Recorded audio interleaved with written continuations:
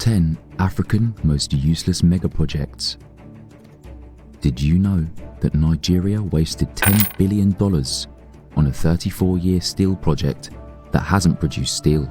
Wow, that's a lot of money. Or that Ghana spent billions of dollars on 2 separate housing projects that lie desolate?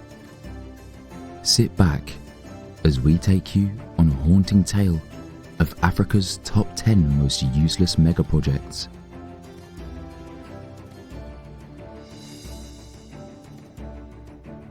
Number 10. South Africa's Metro bus purchase.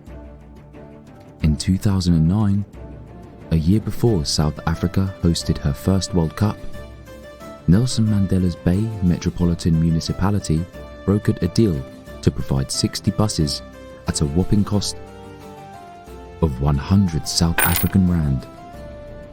This deal was a step forward by the South African government to renew the municipal bus service in Port Elizabeth.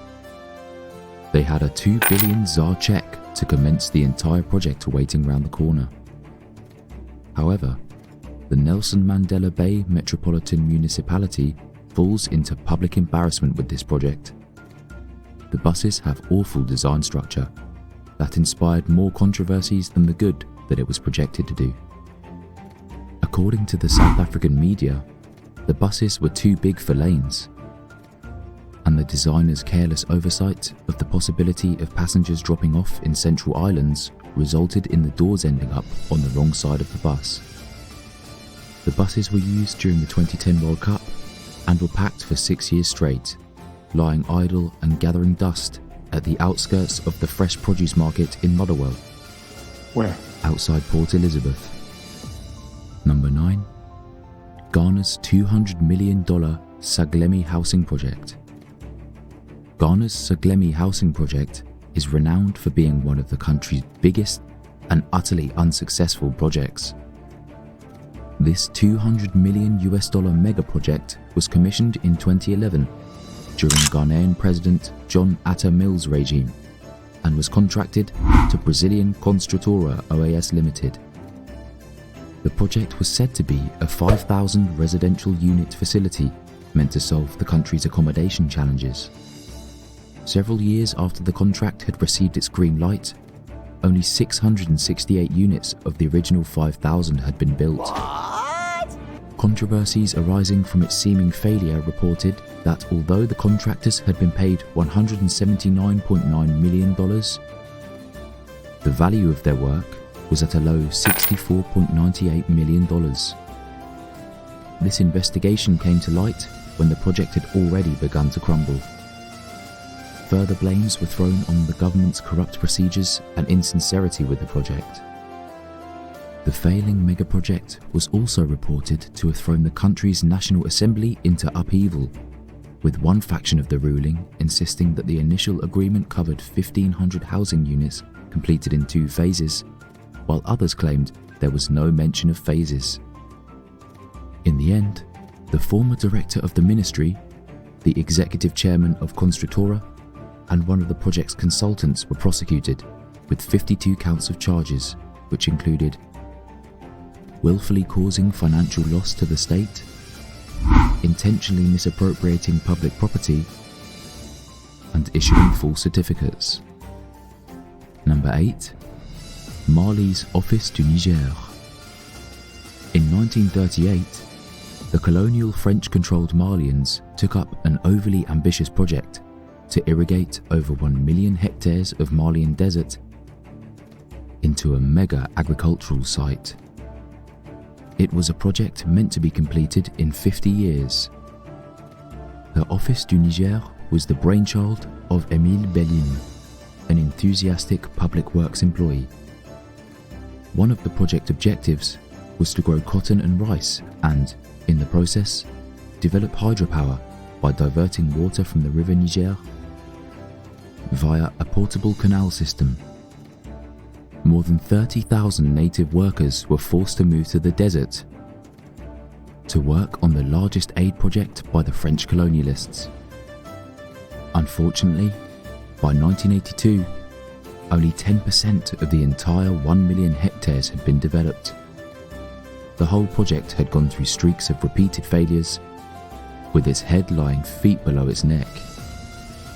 It was gathered that the African workers that had laboured over the years on that project constantly ignored the attempts of their colonial masters to change their traditional agricultural practices. In 1985, the World Bank designated itself as the new head of the Office du Niger project, but its overall slow progress. Number 7. Agile Steel Project. In 1980, the kickoff of Nigeria's Agile Steel Project was termed the bedrock of Nigerian industrialization. 34 years later, the industry has been unable to produce steel after a total expenditure of nearly $10 billion. The project was awarded to the Russian TPE company with a project completion date of 1986. However, by 1994, the project was still 98% complete. The federal government would abandon it for an entire decade at that stage. Nigeria is a nation blessed with much needed materials, such as iron ore, coal, natural gas, and limestone. Yet it cannot figure out how to revive the decaying plant. Over the years, essential contracts have passed through the hands of the Nigerian government in respect to rounding up the delayed 2% completion process, but there's been no positive outcome. To date, the project is uncompleted and still weaves its way around government boardrooms. Number 6. Project Rollback Malaria. Project Rollback Malaria was the world's response to Africa's high mortality rate caused by malaria. The anti-malaria campaign was chiefly sponsored by the World Health Organization, UNICEF, the WB, and a host of other interested parastatals. According to specified details, Africa needed about $1.9 billion annually to slow down the infection rate. Unfortunately, they were only able to raise $200 million annually from all the donors. Come the early months of 2004, nearly 6 years after the project had been commissioned, malaria's infection rate had risen by a staggering 12%. As is the case with failing megaprojects such as these, blame must be thrown around, and then no one can be directly pointed at as the cause of its failure. One faction insinuates that the donors rarely followed through with their pledges. In contrast, another faction blames the loose structure, lack of proper leadership, and accountability of the sponsoring bodies as the root cause of the Project Rollback Malaria's failure. Number 5. President Mobutu's Magnificent Palace. Regarding the history of Africa's kleptocrats, it's impossible not to see President Mobutu of Zaire topping this list. This African leader is famous for having built himself an £100 million luxurious palace within the confines of his obscure native village, Gbadolite, a feat he achieved by embezzling billions from the purse of his infant nation, while his compatriots remained among the world's poorest of the poor. His magnificent palace featured a giant swimming pool, a gold-topped fence, and somewhere around the vicinity, a private airport. When it was built, the airport was the second largest in Africa. It spanned 3,200 kilometers and was sizable enough to contain Air France Concorde. He regularly chartered direct flights to Paris for shopping, and at one time ordered his birthday cake alongside its chef, who happened to be one of the world's most famous chefs, to be flown in via the Concorde. Are you serious right now? In 1997, his fellow citizens would have no more. Mobutu Sese Seko was driven from power, exiled, and his quintessential palace pillaged by the rebels. In 48 hours, the luxurious palace had been stripped of its splendour and lay in ruins to this day. The airport also exists as a wasteland. Number 4. Lesotho Highlands Water Project. This $3.5 billion project was commissioned by financial bears such as the World Bank, European Investment Bank, and African Development Bank to divert fresh water from the mountains of Lesotho for sale to South Africa. It was projected to provide hydroelectric power to the latter country. The project, which began in 1986, saw its development proceeds raised from selling the water temporarily shut down in 2003 due to allegations of corruption, bribery, and environmental havoc. 3 of the world's largest construction firms were prosecuted, and the chief executive of the water project was jailed. The original idea behind the project was to provide Johannesburg with its much-needed water and ease the gruesome poverty in Lesotho. However, significant funds were diverted and royalties ended up in the wrong pockets. In fact, internal reviews suggest that the poor Lesotho residents have seen themselves grow worse since the project began. The World Bank was forced to criticize the project's officials for their concentration on payouts rather than improving the livelihood of the residents. At a time, local Lesotho workers harbored strong contentions with South African workers who earned more. Later, in 1996, a strike among the workers led to 5 of them being killed by the police.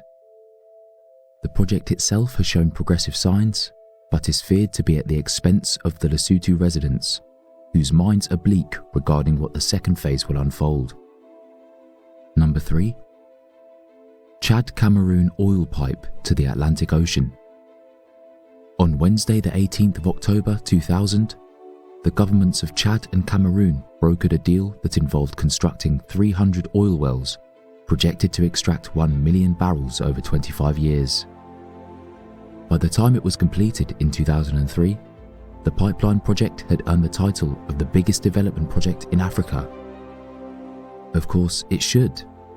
Having heavyweight sponsorship from the World Bank is no small task, and the project proved ambitious enough. However, the sincere nature of the pipeline project wasn't enough to stop corrupt hands from diverting funds meant for its development phase. In November 2000, the World Bank announced that the Chadian government diverted $4 million out of the $24 million signing bonus to purchase weapons. Later on, Chadian President Idriss Déby would order Chevron and Petronas, 2 of the consortium of oil companies involved in the pipeline project, to quit the country. As time went on, a large chunk of the funds would later be spent on regime survival and political corruption. Number 2. The Basilica of Peace, the world's largest basilica. This giant near replica of St. Peter's Square was enlisted in the Guinness Book of Records as the largest church in the world. Built between 1885 and 1889, the enormous 30,000 square metre and 518 foot high monument is a national treasure on the Côte d'Ivoire. The basilica comes with a standing room space sizable enough for a few thousand people. However, it's reported that only a handful of hundreds attend its religious services, implying that over 60,000 Italian-built air-conditioned seats in the basilica are rarely occupied. It's also presumed that Pope John Paul II reluctantly commissioned the project, with a clause that a hospital is built nearby and a request that its cupola is lowered so as not to surpass the papal one. Interestingly, only 1/3 of the country's population are Christians. Even then, it isn't sure that they would all be Catholics. Further insight also reveals that this mega project was a faith-inspired ambition of the then Ivorian president Houphouët-Boigny than an actual means to ease the lives of the local people. To date, the basilica stands as Côte d'Ivoire's small capital city in all its splendour, a cost that is said to have doubled the country's debt. Nevertheless, the basilica is maintained at an annual cost of $1.5 million by a foundation set up by President Houphouët-Boigny before he left the reins of power. The hospital remains unfinished. At number 1, Ghana STX Building Project. Ghana's STX Building Project is a 200,000 units housing megadeal between the Ghanaian government and South Korean construction company, STX Corporation, worth $10 billion. The 5-year deal, prophesied to be the best thing for Ghana, possibly since their independence, fell through due to frequent boardroom wranglings between the Ghanaian government and STX. The representatives of the Ghanaian government grossly mishandled the deal. The controversy between both parties arose when the South Korean company insisted they could design the project's architectural concept for $5 million. Still, the deal was awarded to a professor at Kwame Nkrumah University of Science and Technology for $21 million. Mistrust brewed until STX was forced to fire their Ghanaian representative, BK Asamoah, on allegations of diverting the shares to his own advantage. By this time, the South Korean company had concluded that the Ghanaian government was trying to make them irrelevant and had no choice but to back out of the deal. The conception of these projects shows Africa to be a continent of really ambitious people. That when that ambition is fueled only by personal gains and incoherent planning, it becomes a total failure.